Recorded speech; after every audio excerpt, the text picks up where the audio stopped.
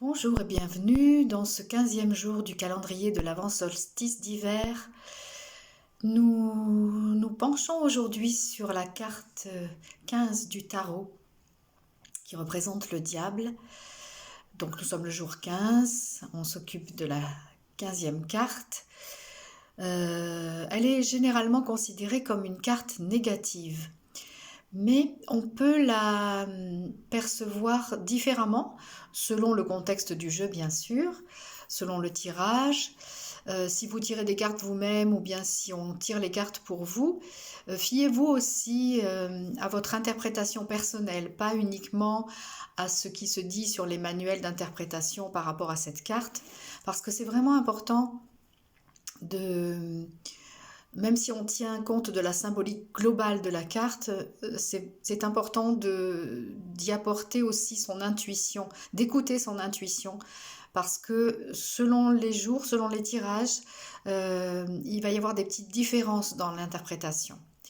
Et donc là, c'est pas le tarot de Marseille, c'est le tarot qui a été fait par Viviane Serrard, qui est un peintre et écrivain. Et donc j'aime beaucoup cette représentation de la carte 15 parce que justement, elle n'est pas vraiment dans la dualité, elle est justement dans le foisonnement d'interprétations possibles. Parce que cette énergie du diable, ça peut être nos démons intérieurs, ça peut être notre sexualité non maîtrisée, ça peut être aussi évidemment l'influence d'une personne extérieure qui soit un peu diabolique, mais pas uniquement, vous voyez, ça peut être un foisonnement d'énergie aussi, plus ou moins maîtrisé. Donc, vous voyez comme la végétation est dense et comme il y a du mouvement, comme il y a de la couleur autour de cette carte.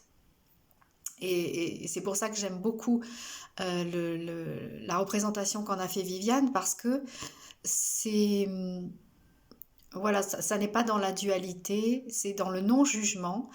Il y a un accueil de la vibration de cette carte qui permet plusieurs interprétations possibles, et c'est ça qui est important, vraiment. Dans certains contextes, dans certains tirages, elle peut être très positive, cette carte, et dans d'autres, bien sûr, plus nuancée ou carrément négative, mais ne vous fiez pas uniquement à l'interprétation globale de la carte en général.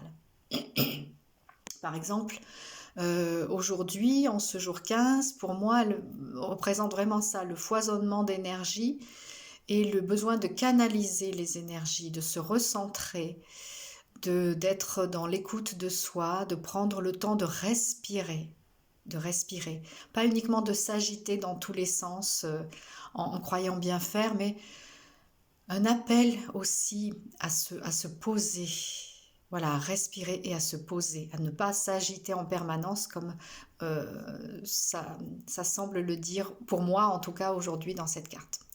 Voilà, donc ce foisonnement d'énergie, il est positif si on sait le maîtriser.